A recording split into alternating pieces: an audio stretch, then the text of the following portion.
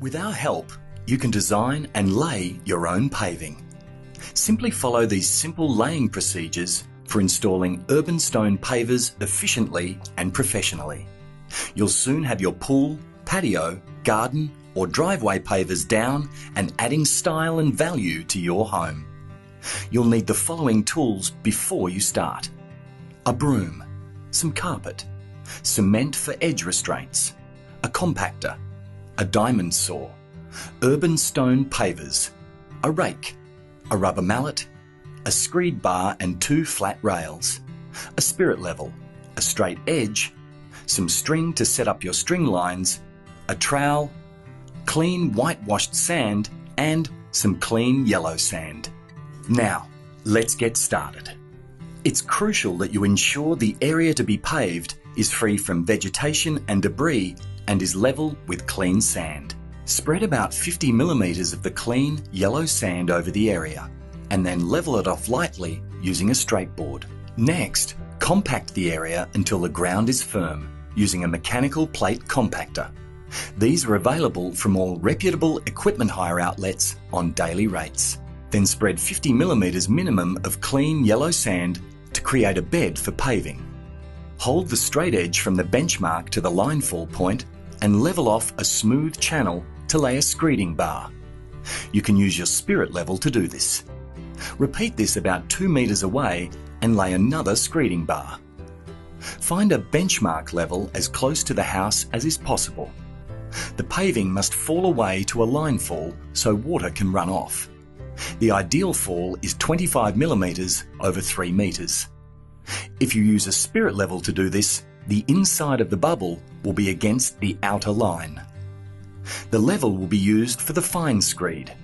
Move the straight edge along the screeding irons, moving the sand away and filling in any holes as you go.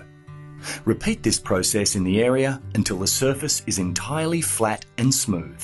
When the area has been completely screeded, lightly spray the area with water, being careful not to disturb the ground. This will create the final level on which to lay the paving. Now, set up a few string lines about 2 meters apart and at a right angle to the building. The edges of the paving must lie against the string lines to make sure the job is square. Commence laying the pavers on the sand to the desired pattern and tap down lightly on the pavers using a rubber mallet only. Use the string line at intervals to ensure your pattern is straight. A gap of 2 to 3 millimeters is required between each paver for sand filling. It's important to note that the pavers should not make contact with each other. Using a diamond blade brick saw, cut in to fill all part pavers and curves to suit the pattern chosen. This will ensure your paving will not move. This is best done by lifting the header course of pavers and scraping about 20 millimeters depth of sand from the edge and then laying a cement mortar, slightly overfilling and then tapping the header course back into position using a straight edge to maintain a straight and level line. Using a hard bristled broom, spread and sweep whitewashed sand or paving jointing sand over the paving, filling in all the joints as you go to create a locked system. Finally, sweep away most, but not all, of the excess sand. Lay your carpet over the area you wish to compact. Now, using a mechanical plate compactor, slowly run it over the carpet on top of the newly laid paving.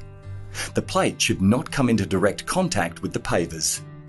As the compactor vibrates, more jointing sand will fall between the joints. Finally, sweep away the rest of the white sand and stand back and admire your work and your magnificent urban stone pavescape.